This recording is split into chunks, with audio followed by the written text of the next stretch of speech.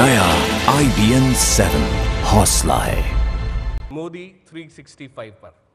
And to take this dialogue forward, may I call on the stage President News of Network 18, Mr. Umesh Upadhyay, for the welcome address. Network 18 के president news Umesh Upadhyay ji.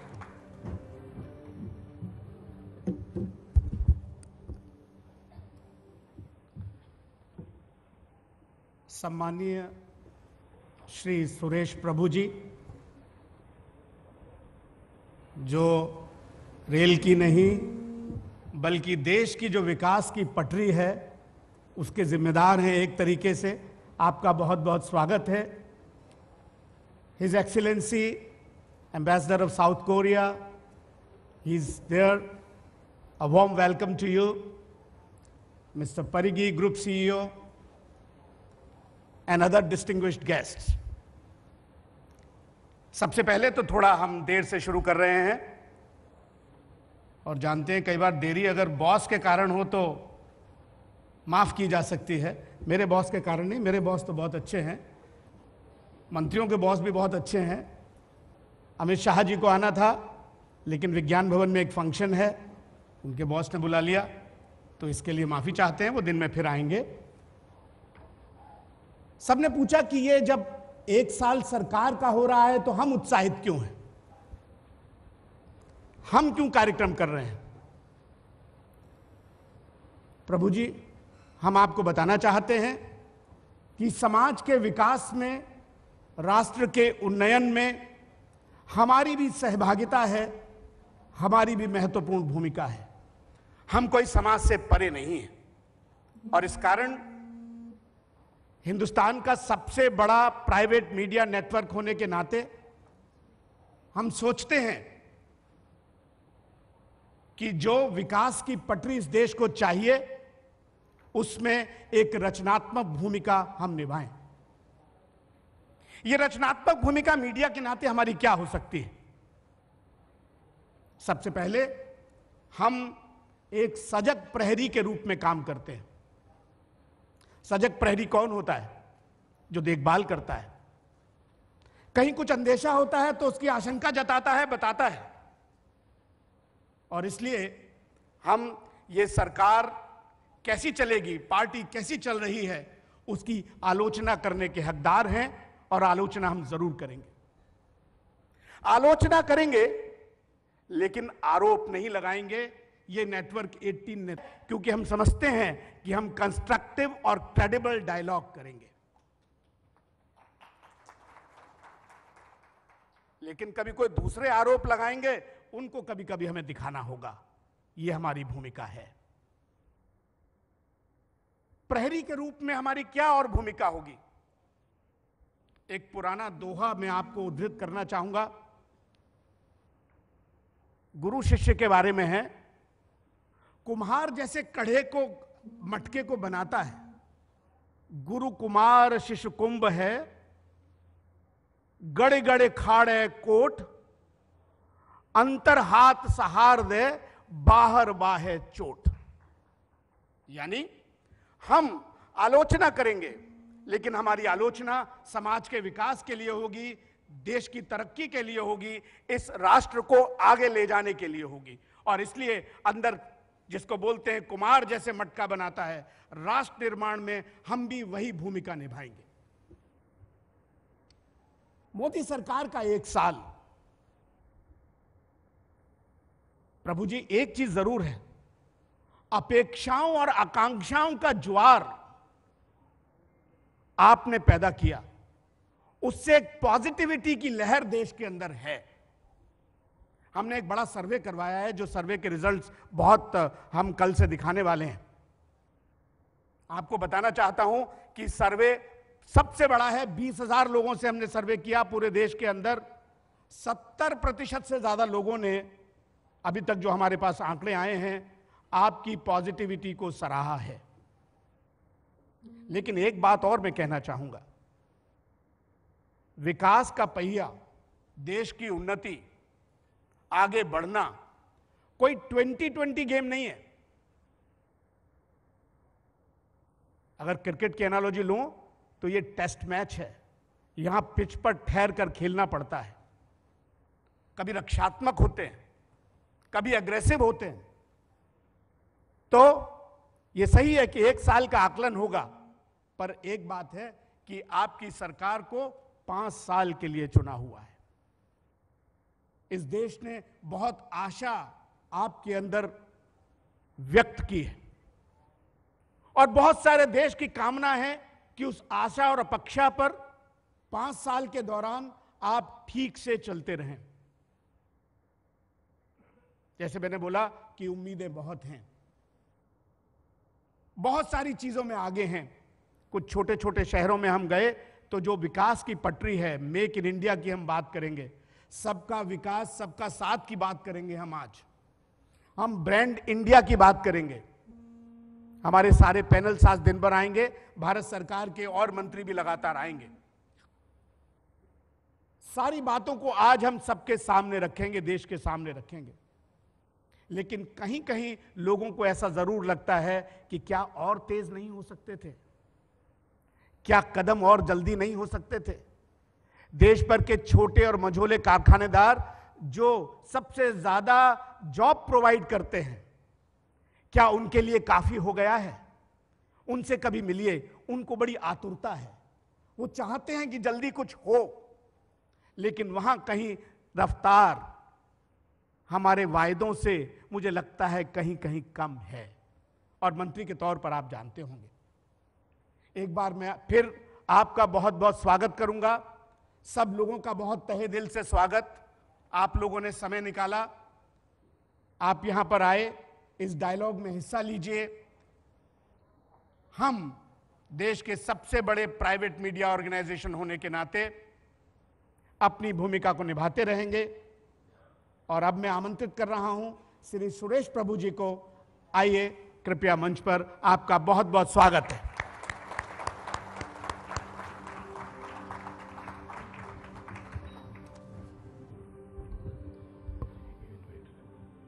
Ladies and gentlemen, we have the privilege to have amongst us Railway Minister Mr. Suresh Prabhu. And now may I please request the Group CEO of Network 18, Mr. A.P. Parigi, and MD of Hero Cycles, Mr. Pankaj Munjal, to welcome the Honorable Minister.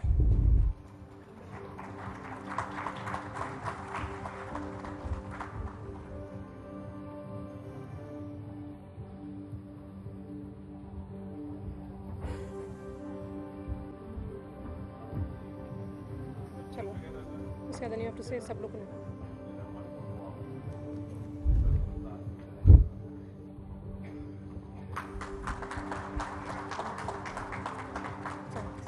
Network 18 के group CEO AP पारिगी जी, बहुत बहुत धन्यवाद। और hero cycles के MD Pankaj Munjal जी, आपका भी बहुत बहुत धन्यवाद। और हमारे साथ अब वो मेहमान हैं जो कहते हैं कि व्यवस्था दिखनी चाहिए, व्यवस्थापक नहीं दिखना चाहिए, और इसीलिए सरकार में ब्लडलेस रेवोल्यूशंस आ रहे हैं। That brings us to our first session. So what is it? In last 1 year, we have heard many slogans. To name a few: Swachh Bharat, Make in India, Digital India. The government says that the Make in India aims to transform India into a global manufacturing hub and provide impetus to growth and employment. Many are saying that it is an idea, the time for which has come, but the challenges are many as well. In order to review the Make in India dream of Prime Minister Narendra Modi, may I call upon the stage CNN-IBN's business editor Karma Paljor to take the session forward.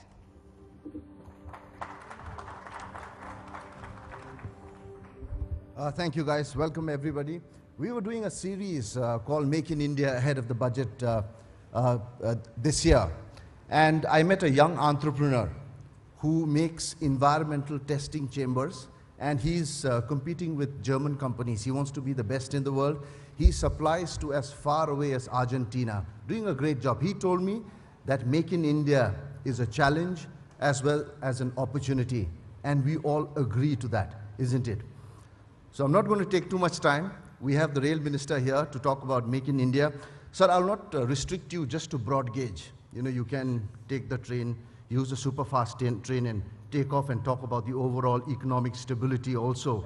As far as economic confidence is concerned, we need that in India. So for the inaugural address, I'd like to invite our Union Minister for Railways.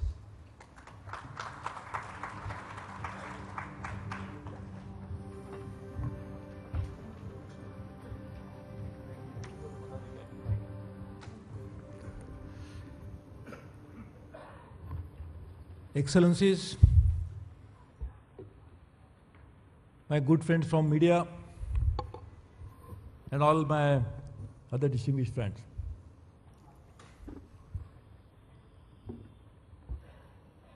I was a bit late to come for this program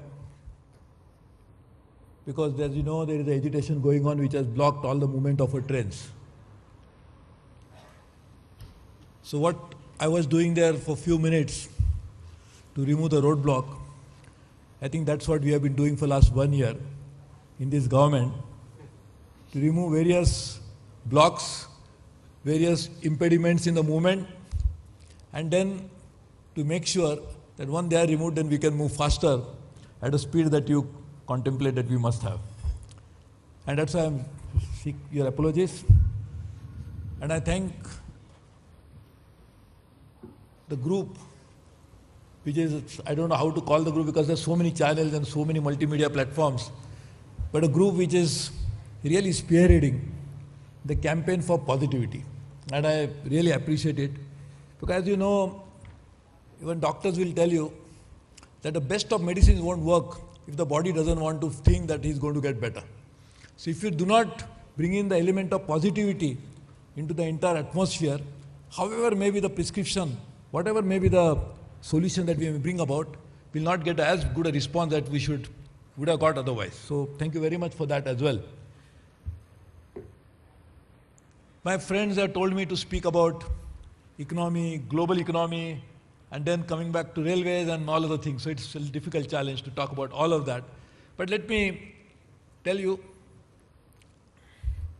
that probably looking at global economy as a whole, we are in one of the best possible situations today in the country.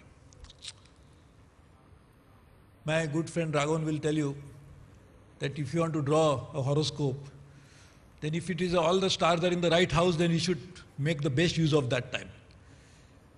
Because that time you go and propose, you will probably get married. You do some business at that time, it will definitely happen. Or if the stars are not in the right place, even the proposition might result into something else for you. So therefore, this is the best, and we should try to make the best of it. Why is it the best time?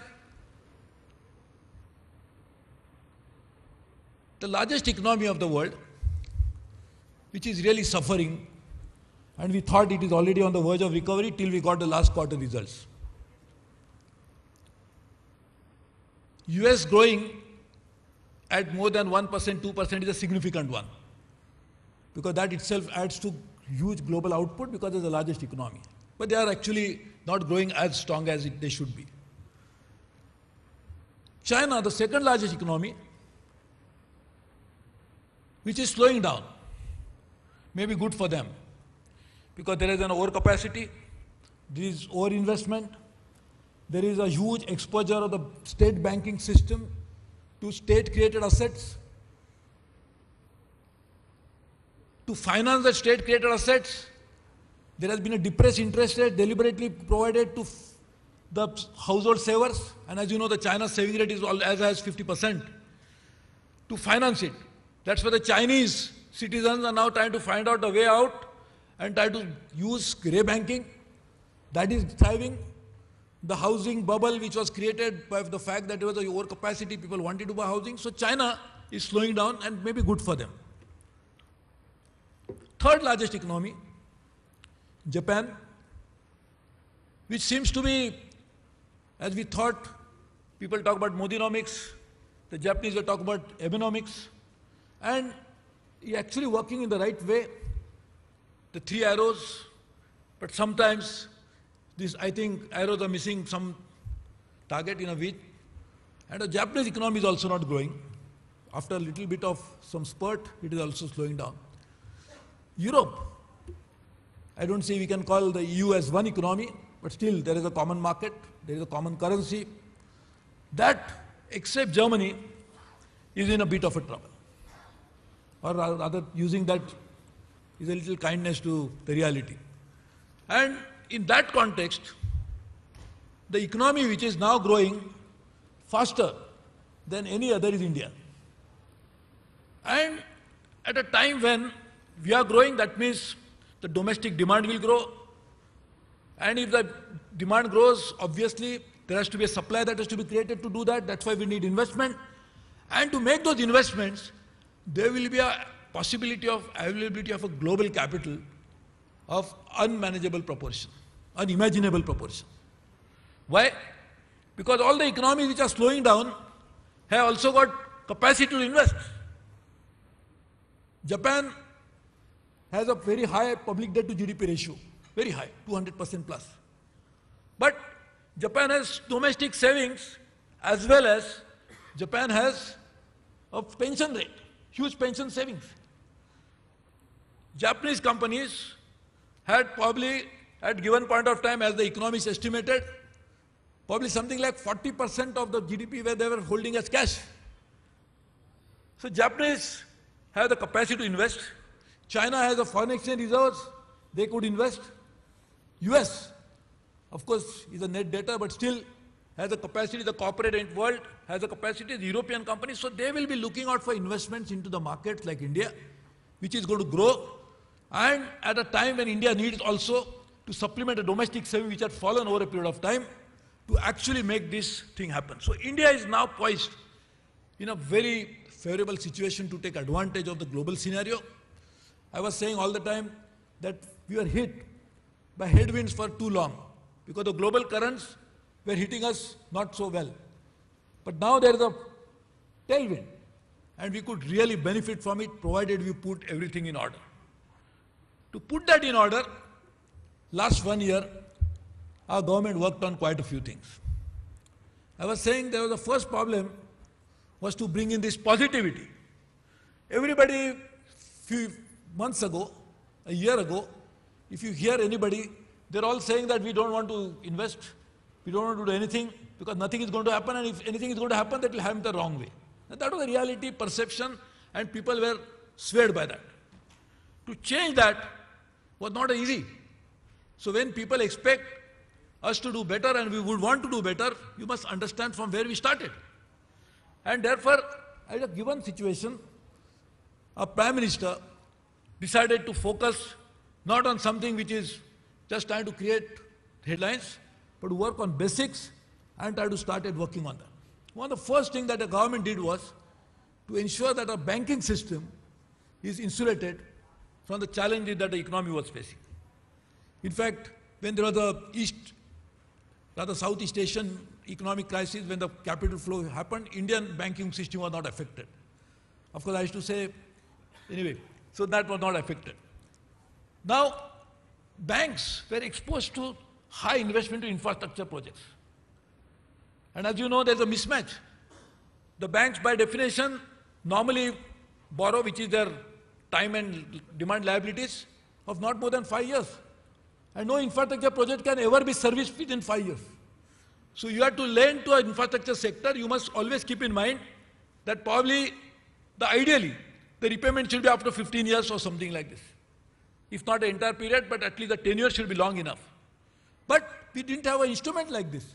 And therefore the bank system was exposed, and therefore the equity of the promoters, which in turn was anyway part of a debt taken from somebody else, and the debt, which is the banking system exposure, was completely in mess. So Prime Minister himself presided on meetings and tried to untangle this situation. And it has happened in a significant way. The second challenge was a huge current account deficit. Now, the current account deficit was putting so much of pressure on so many other sectors. Thankfully, that has eased down, also because of some of the global trend, but also because of domestic action. Thirdly, there was a huge fiscal deficit. And the fiscal deficit was also putting serious challenges. We have actually tried to abate it at a time when we are given more than half of the divisible pool to the states. This is unprecedented. That the first time in India, of the divisible pool of the taxation that we have in the country, more than half, almost 53% has gone to the states. So the center is left only with 47%, and despite that, we have been able to manage the fiscal deficit. And that is something which is, in my opinion, one of the great macroeconomic management success. And therefore, we did that. We also trying to now work on trade deficit, which in turn goes into the revenue deficit anyway. And therefore, if you work on all this, the macroeconomic management of the economy, once it improves, you could see a significant improvement on the ground that we all talk about. Ground पे क्या होगा, जमीन पे नहीं दिखाई दे रहा है. तो कुछ लोगों को जमीन ही दिखाई देती है और कुछ लोगों को जमीन पे कुछ दिखाई नहीं दे रहा है. तो to make that happen, we had to work on many issues. So we worked on macroeconomic management, but also on sectors. We work on quite a few sectors, which is energy, which is infrastructure. Of course, energy is part of infrastructure, but roads, railways. Just talk about railways, because it should not happen that I come and talk about everything else but railways. So railways, we decided to invest $140 billion, which is unprecedented. And to make that, we have realized that resources are limited. So we decided to make extra budget resources available on such terms which are most favorable to us, and to create that infrastructure which in turn will spur growth in the economy. No economy can survive unless we make investment infrastructure today. And those infrastructure decisions, making infrastructure decisions, investment decisions today, will see a benefit later. But those decisions made today is securing of tomorrow's future. That's what we did. And we also worked on quite a few things. Our bureaucracy, for obvious reason, was very demotivated. Prime Minister led from the front, infused confidence in them, and tried to work on this. So this is a great year for India, in which these larger issues were properly dealt with.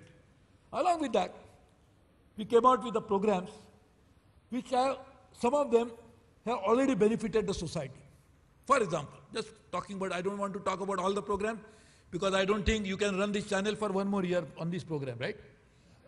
Because for me to tell you about all the achievement of 1 year, it will take 1 year.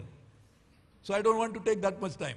But I will tell you in brief about, so what we did was, besides sectors, besides this, some of the programs that we are working on are already shown results.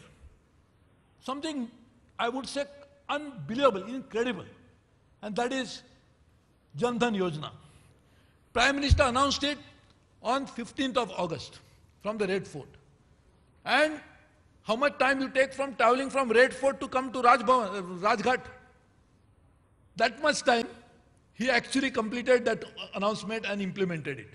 From 15th August, from Red Fort to 26th January to the Rajghat, to India Gate. In that period, virtually, this is completely implemented, and we have been able to now bring each and every family into the banking fold. Globally, this is the record anybody has achieved. Because as we have a financial inclusion as our ambition and mission, so as the world has this ambition. And we have helped the world, because by bringing so many families into the banking fold, the global target will be achieved very fast. And therefore, that could happen, and that's really a miracle. That shows 2-3 things. One, the commitment of this government to achieve something which is doable in short time, in the shortest possible time. Second, it couldn't have been possible unless there was a leadership of a Prime Minister and a Finance Minister to make this happen. Third, it was still not possible if there was not a teamwork of the entire banking system working along with the state governments to make this happen. So we could do this, and now you can imagine it's not just a certificate. It is not just a number of a bank account, but it is something more than that, because now people will be able to be using this instrument for so many things. People will not be able to only use it, but the government also will be able to do cash transfer there. The bank account operation will actually in the long run arrest this menace of parallel economy. The black money that we keep talking about, when the entire system, what is black money?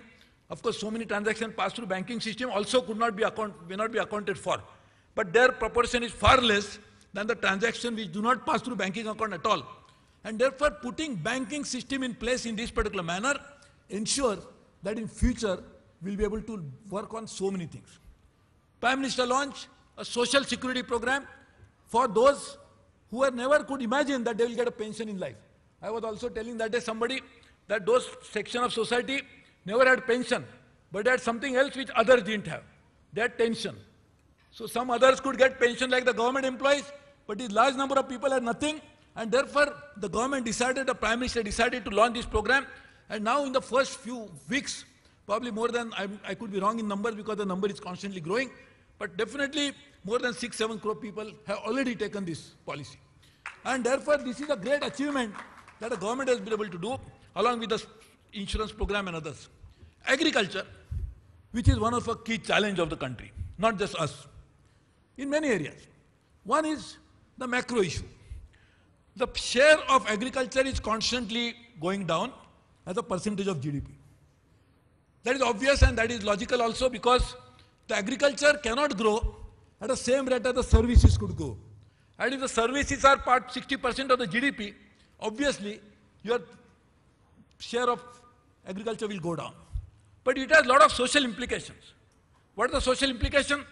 That still 2/3 of the people are dependent on agriculture and allied activities, like animal husbandry, like poultry, like dairying and others.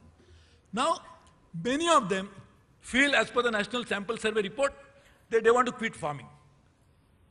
How do you then, challenge of agriculture is, first, make sure